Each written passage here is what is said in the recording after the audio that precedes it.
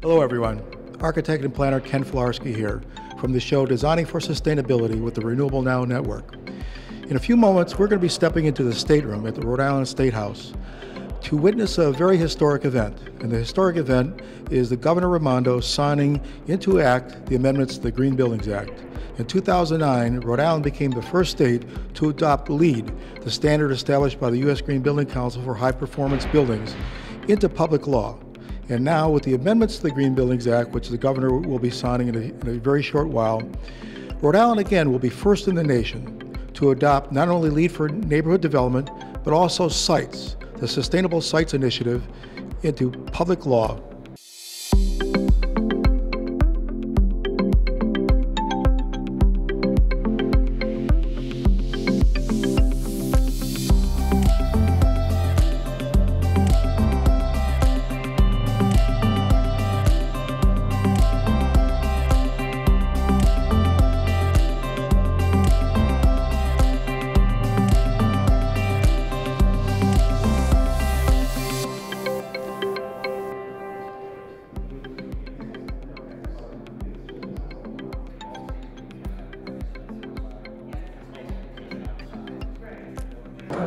Yeah, and represent us. Yeah.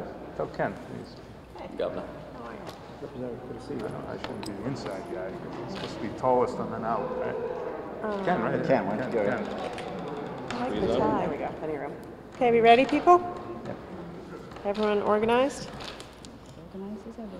As organized as we're ever going to be.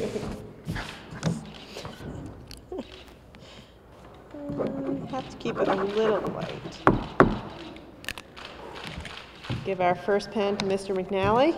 Oh, wow. Thank you. Oh, yeah. I hope these are cross pens. They are, and I'll tell you a story about that in a minute. And this is for Ken. Thank you, Governor. There you go.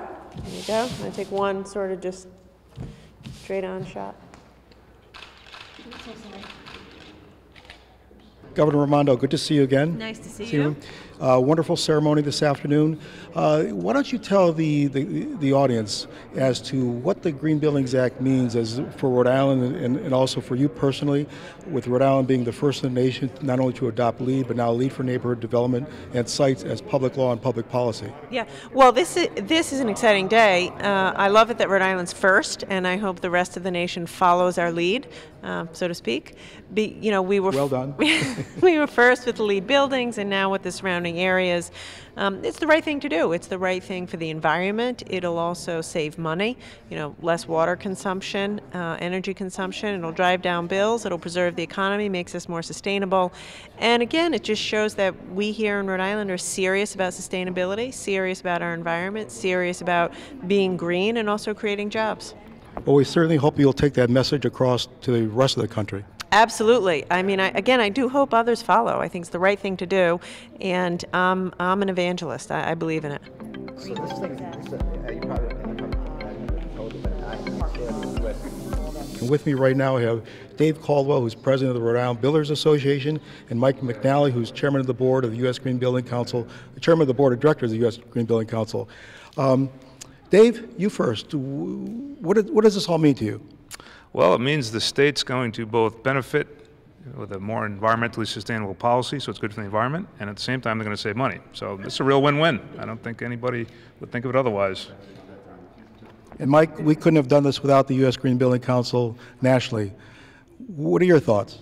Well, I think it's a great thing. Once again, Rhode Island shows its leadership position. I mean, in 2009, with the Green Buildings Act, it was the first state to make LEED certification, LEED buildings, part of the law of the land, and they've done it here again with sites. So now, basically, the certification's moved out of the buildings into the public space here in Rhode Island, and we expect the rest of the states to follow, just like they did years ago.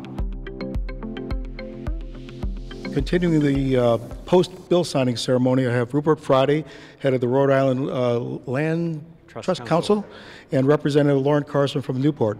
Representative, what does this bill signing mean to you? Well, I know that the Green Infrastructure Coalition has been working on it for several years. It means that we're really extending policy to state properties that are going to manage stormwater, and that's a big step for Rhode Island. Rupert? It's just putting smart growth in place in the LEED process. Thank you. Appreciate it. We just witnessed a historic event, the signing of the Green Buildings Act, which incorporated before in 2009 LEED as public law, and now with the amendments to the Green Buildings Act, which Governor Raimondo just signed, LEED for Neighborhood Development and Sites, the Sustainable Sites Initiative, is included now as public law in Rhode Island. It's historic, and what Rhode Island just did, what we just witnessed, Rhode Island at this holiday season gave itself a wonderful present, where we're bringing together the things that are built in the community and the lands and waters around the community to be integrated in a sustainable whole.